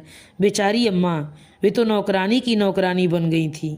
वे दिद्दा के लिए चाय बनाती, नाश्ता देती, रोटियां सेकती। दिद्दा नाक भाव सिकोड़ कर खाती और अपने साहब को कोसती कि बेबी को उन्होंने किस कुएं में पटक दिया है। क्या वे लोग बहुत अमीर हैं? अमीर थे। रमा के डैडी की शेयरिंग प्रैक्टिस थी, बहुत कुशल सर्जन थे वे। अपनी उंगलियों के कमाल से उन्होंने वैभव का साम्राज्य खड़ा कर दिया था, लेकिन उस साम्राज्य का योग्य उत्तराधिकारी उन्हें नहीं मिला। बेटा उनका डॉक्टर नहीं बन सका, शायद इसलिए उन्होंने रमा के लिए मेरा चुनाव किया था। सोचा होगा यह गरीब घर का बिना बाप का लड़का आसानी से काबू में आ जाएगा। मेरे पास अपना अलग साम्राज्य बनाने की कुव्वत थी। जो सोचा था वह मैंने करके भी दिखा दिया, पर देखने के लिए न रमा रही न उसके डैडी। उन्होंने तो बस मेरे संघर्ष का दौर ही देखा। उन्हें मेरा मतलब है पारुल की मम्मी को क्या हो गया था। दूसरी प्रेगनेंसी के दौरान छोटा सा एक्सीडेंट हो गया था। डॉक्टरों ने एबॉर्शन की सलाह दी, वह भी करवा लिया, पर पता नहीं क्या कॉम्प्लिकेशन हो गए कि हालत बिगड़ती ही चली गई। कार में डालकर मुंबई भी ले गए, पर कुछ फ़ायदा नहीं हुआ। 15वें दिन उसके शव को लेकर ही लौटना पड़ा। उन्हीं दिनों दिद्दा इस घर में आई थी। हम लोग तो उन दिनों रमा को लेकर परेशान थे। घर में बस अम्मा थी और वह थी, पर एक नफ़रत का बीज कब पड़ गया पता ही नहीं चला। एक खाई सी थी दोनों के बीच, जो बढ़ती ही चली गई। रमा जब तक रही तब तक तो सब कुछ दबा ढका रहा, पर उसकी मृत्यु के बाद दोनों का परस्पर तिरस्कार और घृणा जैसे मुखर हो गए। बहुत कठिन दिन थे वे। मैं रमा के वियोग से आहत था। प्रैक्टिस की कसमकस जारी थी और इधर घर पर जैसे जंग छिड़ी हुई थी। मैं परेशान हाल घर लौटता तो यहाँ अदालत शुरू हो जाती। मैं बच्ची का ढंग से पता भी नहीं कर पाता। इन्हीं दिनों की चिक मेरा दिमाग चाट जाती। दोस्त, रिश्तेदार और साथी डॉक्टर रोज़ सलाह देते कि शादी कर लो, बच्ची बड़ी हो जाएगी तो फिर मुसीबत हो जाएगी, फिर वह आसानी से नई माँ को स्वीकार नहीं कर पाएगी। अम्मा भी इसरार करती, पर मेरी हिम्मत ही नहीं पड़ती थी। घर में एक तीसरा मोर्चा खोलने की मेरी ताकत नहीं थी। 5 साल तक घर में नाटक चलता रहा और हम माँ बेटे बच्ची को बर्बाद होते देखते रहे। अत्यधिक लाड प्यार ने उसे जिद्दी और बिगड़ैल बना दिया था। उसमें गलत संस्कार पड़ रहे थे। वह दादी की तो किसी गिनती में ही नहीं लगती थी। बस थोड़ा बहुत मुझसे डरती थी। उसे डरना मुझे अच्छा नहीं लगता था, उससे डराना मुझे अच्छा नहीं लगता था, पर सोचता था किसी का तो खौफ हो, नहीं तो लड़की हाथ से निकल जाएगी। फिर धीरे धीरे सब कुछ मेरी सहन शक्ति से बाहर होता चला गया। मैं समझ गया था इस घर में इन 2 औरतों का साथ रहना मुश्किल है, किसी एक को तो जाना ही पड़ेगा। और जाहिर था मैं अपनी माँ को तो कहीं भेज ही नहीं सकता था, इसलिए दिद्दा को निकाल बाहर किया। नहीं, इतनी बेदर्दी से नहीं निकाला, पर यूँ कहो कि इत्तेफाक से मुझे एक कारण मिल गया था। उन दिनों दिद्दा बहुत खांसने लगी थी। अम्मा ने कई बार बताया कि उसकी खांसी के मारे वे रात भर सो नहीं पाती, पर मैं भी शिकायत का एक पैतरा समझकर टाल गया था, पर ज़्यादा दिन तक अम्मा को अनसुना न कर सका। मुझे भी दिद्दा की खांसी सुनाई देने लगी। उस समय तो हम छोटे से घर में थे, तब आज जैसा बड़ा बंगला नहीं था। खांसने की आवाज़ कहाँ तक छिपती। महरी ने एक बार दिद्दा को खून थूकते भी देखा, जिससे वह पानी की पीक बताती रही। फिर मुझे चिंता हुई। बड़ी मुश्किलों से निक्की का वास्ता देकर उसे डॉक्टरी जांच के लिए राजी किया। इन्वेस्टिगेशन के बाद मेरा शक सच निकला। उसे टीबी हो गई थी। लेकिन टीबी तो अब कोई लाइलाज बीमारी नहीं है, मैं जैसे उन पर आरोप लगाते हुए बोली। लेकिन बीमारी तो है और इलाज भी करना पड़ता है। एक बार पता चल जाने के बाद क्या उसे घर में निक्की के पास रखा जा सकता था? मैं उसे यहाँ टीबी अस्पताल में भर्ती करवा दिया तो 2.5 साल बाद वह ठीक भी हो गई, पर मैं उसे वापस घर नहीं लाया, उसके गांव ही भेज दिया। पर वह जहाँ कहीं भी रही, मैं उसे बराबर पैसे भेजता रहा। आज उसकी अंतिम किस्त भी मैंने दे दी। इतनी देर से मैं पेट के बल लेटकर कोहनियों पर सिर टिकाकर उनकी बातें सुन रही थी। दिद्दा की कहानी का पटाक्षेप होते ही मैंने एक निश्वास भरा और करवट बदल कर लेट गई। मैं बेहद उदास हो गई, परंतु इस समय जिस अनजान अनदेखी वृद्धा के प्रति मन में करुणा उमड़ रही थी, वह दिद्दा नहीं, पारुल की दादी थी। बेचारी बेटे की शादी के कैसे कैसे अरमान संजोए बैठी होंगी, पर मिला क्या? दुख, निराशा और अपमान। रजनी जी, उसके बाद की कहानी नहीं सुनोगी? मैंने एकदम पलटकर उन्हें देखा। उसके बाद की मतलब? यह तो निक्की की आया की कहानी थी। निक्की की कहानी भी तो सुनो। वह मुझे मालूम है, मैंने उलाहने के स्वर में कहा। दिद्दा चली गई तो उसे मामा के यहाँ भेज दिया। वहाँ मामी की पैनी जबान ने उसका जीना मुश्किल कर दिया। वहाँ से लौटी तो करकस बुआ के पल्ले पड़ गई। फिर उनसे भी नहीं संभली तो हॉस्टल में पटक दिया। यही ना? तुमने तो 4 लाइनों में सारा इतिहास समेट कर रख दिया। पर जानती हो, इसे जीने के लिए मुझे 8 लंबे साल लग गए हैं, और मैं उतना दुष्ट भी नहीं हूँ जितना तुम मुझे साबित करना चाहती हो। मैंने अपनी ओर से तो कुछ नहीं कहा। पारुल से जितना सुना था वही बता दिया। अब आप बताइए। यह हुई ना बात? जज को चाहिए कि पहले दोनों पक्षों को सुन ले और फिर फैसला करे। प्रोसीड, मैंने नाटकीय अंदाज में कहा। योर ऑनर, यह सच है कि दिद्दा की बीमारी के बाद मैंने निक्की को मामा के यहाँ भेज दिया था। उस घर में उसका हमेशा स्वागत ही हुआ। रमा की मृत्यु के बाद तो उन्होंने बार बार कहलाया था, पर बच्ची के बिछोह की कल्पना से ही मैं घबरा जाता था, इसलिए भेज नहीं सका। जब मजबूरी में भेजने की नौबत आई तो उस समय मेरे ससुर जी गुजर चुके थे। दुर्भाग्य से मेरी सास भी खाट से लग गई थी। घर में आमदनी तो शून्य हो गई थी, और निक्की के मामा बिजनेस के नए नए प्रयोगों में बाप की कमाई फूंक रहे थे। निक्की की मामी यूँ तो बड़ी अच्छी थी बेचारी, पर परिस्थितियों ने उन्हें परेशान कर दिया था। छोटे छोटे 3 बच्चे, घर में अपंग और बीमार सास, गिरती हुई माली हालत, दिमाग खराब करने के लिए यही बहुत था। उसमें पहुंच गई वह जिद्दी और बिगड़ैल लड़की। साल भर घर में जैसे कोहराम मचा रहा। हार कर बेचारे उसे वापस छोड़ गए। भाभी आंख में आंसू भर कर कहती रहीं, लाला, लड़कों का साथ है मेरा, पर आई लड़की की जिम्मेदारी लेने से जी घबराता है। लड़की उस दिन से सचमुच ही पराई हो गई। निक्की ने फिर कभी इधर का रुख नहीं किया। अम्मा जैसे तैसे घर संभाल रही थी, पर निक्की उनके बस की नहीं थी। इसलिए मैंने दीदी से चिरौरी की और वे तुरंत चली आईं। साथ में जीजा जी भी थे। वे उसी साल रिटायर हुए थे, पर आशिकी का यह आलम था कि बीवी के बगैर एक दिन भी नहीं रह पाते थे। दीदी भी उनकी रंगीन मिजाजी से वाकिफ थी, इसलिए बहू बेटियों के बीच उन्हें अकेले छोड़ने का खतरा उन्होंने नहीं लिया। दीदी बहुत उत्साह से भर कर यहाँ आई थी। वे बहुओं को जता देना चाहती थी कि दुनिया में उनकी कद्र करने वाले, उन्हें चाहने वाले भी हैं। उन्होंने मुझे आश्वस्त किया कि वे लड़की को 2 दिन में ठीक कर देंगी, और एकदम रिंग मास्टर की तर्ज पर शुरू हो गईं। उनकी शक्ति देखकर तो अम्मा भी सिहर गई थी, पर बच्ची के कल्याण की कल्पना करके चुप रह गईं। उन दिनों निक्की का जीवन एकदम घड़ी की सुइयों पर चलता था। समय पर सोना, जागना, रोज नहाना, दोनों वक्त कंघी करना, ब्रश करना, समय से स्कूल जाना, नियमित हो होमवर्क करना, दोनों वक्त ट्यूशन पढ़ना इत्यादि इत्यादि। लड़की जैसी बुआ के हाथों की कठपुतली बन गई थी। दीदी बहुत मेहनत कर रही थी पर उनमें ममता की आँच नहीं थी, स्नेह का स्पर्श नहीं था। इसलिए फिर निक्की बिदकने लगी और क्या, मैंने उनकी चुप्पी को तोड़ा। आज समझ में आ रहा है अम्मा ने किस मुश्किल से यह बात मुझसे कही होगी। मुझे आज भी कहते शर्म आ रही है। कौन सी बात? अम्मा अपने देवता स्वरूप दामाद के प्रति एकाएक संकालू हो उठी। रसिया तो वे जन्म के थे, पर इतनी सी लड़की पर जोर डालेंगे यह नहीं सोचा था। सहज स्नेह से वंचित, लाड दुलार के लिए तरसती 10-12 साल की निक्की आसानी से उनके हाथ आ गई थी। वह दिन भर उनसे चिपटी रहती। दीदी देखती और सुलग उठती, अम्मा देखती और मन महसूस कर रह जाती। आखिर एक दिन अम्मा ने मुझसे कह दिया, बेटा इन बूढ़ी आंखों में अब चौकीदारी करने की ताकत नहीं है।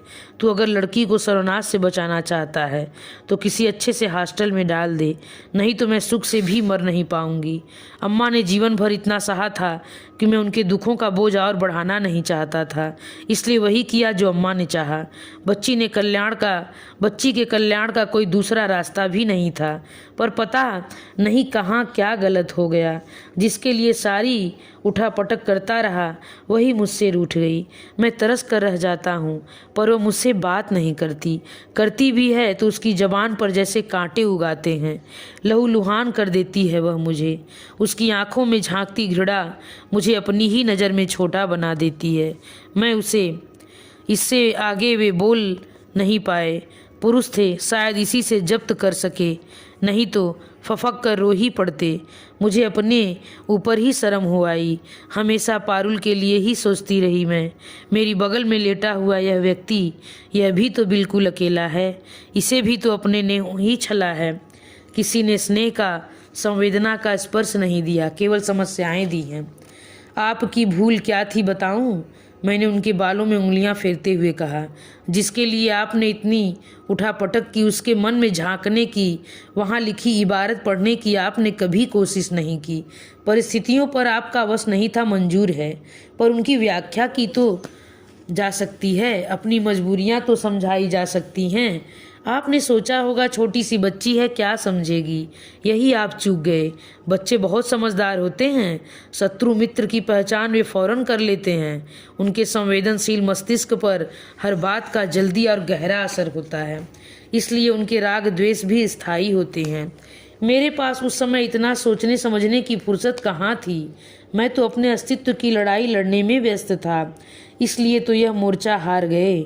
मैंने उस गंभीर प्रसंग को हल्के फुल्के ढंग से समाप्त कर दिया ताकि वातावरण का तनाव तो कुछ कम हो, और वह हुआ भी।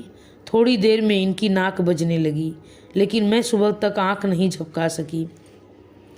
मैं कमरे में बैठकर बुनाई कर रही थी कि वह दंदनाती हुई सामने आकर खड़ी हो गई। मुझे बुलाया था?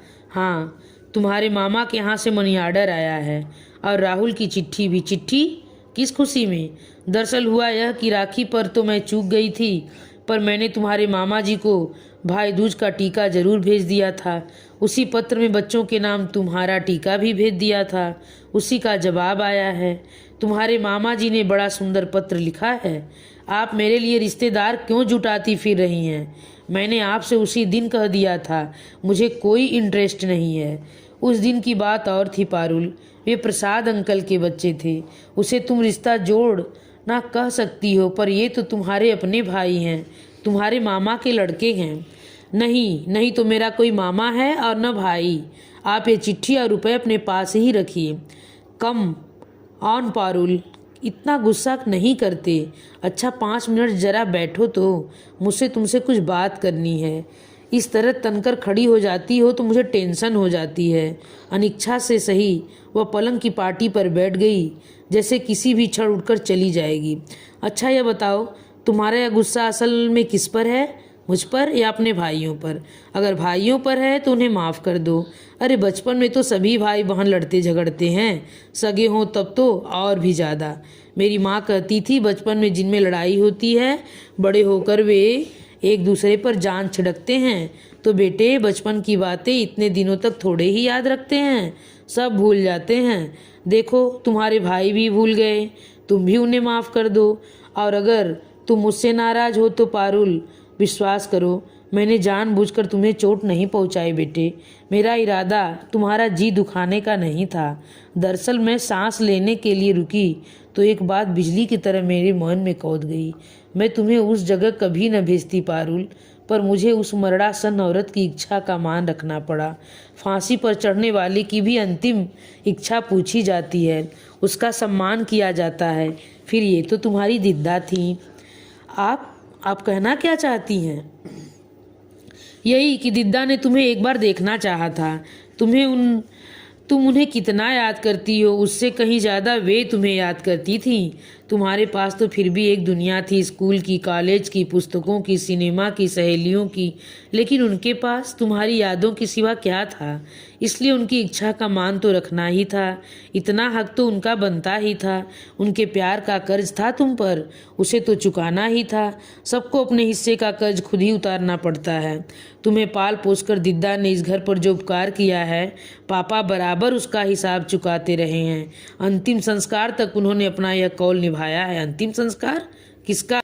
यही कहने के लिए तो मैंने तुम्हें यहाँ बुलाया था। चिट्ठी तो कोई भी तुम्हारे कमरे में दे आता, पर यह खबर तो मुझे ही देनी थी ना। पारुल दिद्दा नहीं रही, उसका सिहरना मैंने साफ देख लिया। अच्छा हुआ जो तुम लोग उस दिन अस्पताल हो आए। तुम्हें देखने की बड़ी साथ थी उन्हें, नहीं जाती तो मन पछतावा रह जाता। वह पलंग की पाटी पर बैठी थी, धीरे से मेरे पास सरक आई। मम्मी, मुझे क्या फिर वहाँ जाना पड़ेगा? मैंने देखा उसके ओंठ कांप रहे थे और चेहरे पर भय पुता हुआ था। मृत्यु से साक्षात्कार करने का हौसला कितनों के पास होता है, फिर यह तो लाख दिलेर ही सही, थी तो एक नन्ही सी लड़की ही। उसके बदहवास चेहरे को देखकर मुझे प्यार हो आया। उसका चेहरा अपनी हथेलियों में थाम कर मैंने कहा, नहीं बेटे, तुम वहाँ क्यों जाओगी? प्रसाद अंकल ने कल पूछा भी था, पर मैंने साफ मना कर दिया। कहीं बच्चे भी ऐसी जगह जाते हैं? थैंक यू मम्मी, उसने कहा और धीरे से अपने को छुड़ा लिया। थोड़ी देर तक दीवार की ओर ताकते हुए चुपचाप बैठी रही, फिर सहमी सी आवाज़ में बोली, उस दिन उन्हें अस्पताल में देखकर मेरा मन कैसा तो हो गया था। वे बाहों में भरकर मुझे प्यार कर रही थी और मैं भागने के लिए छटपटा रही थी। वे मेरी बलाएं ले रही थी और मैंने मन में उन्हें कोस रही थी। उन्हें यह सब पता तो नहीं चला होगा ना? उसका स्वर इतना करुण था कि सांत्वना देना जरूरी हो गया। उसकी पीठ पर हाथ फेरते हुए मैंने कहा, नहीं बेटे, उन्हें कुछ पता नहीं चला होगा, क्योंकि जो प्यार करते हैं वे आंख मूंद कर प्यार करते हैं। अपनों की गलतियां देखने वाली नज़र ही उनके पास नहीं होती। सच मम्मी, उसने कहा और मेरी गोद में दुबक गई। धन्यवाद। इसी के साथ यह कहानी समाप्त होती है। अगर यह कहानी आप लोगों को सुनने में अच्छी लगी हो तो प्लीज़ मेरे चैनल को सब्सक्राइब और लाइक्स करना मत भूलिएगा।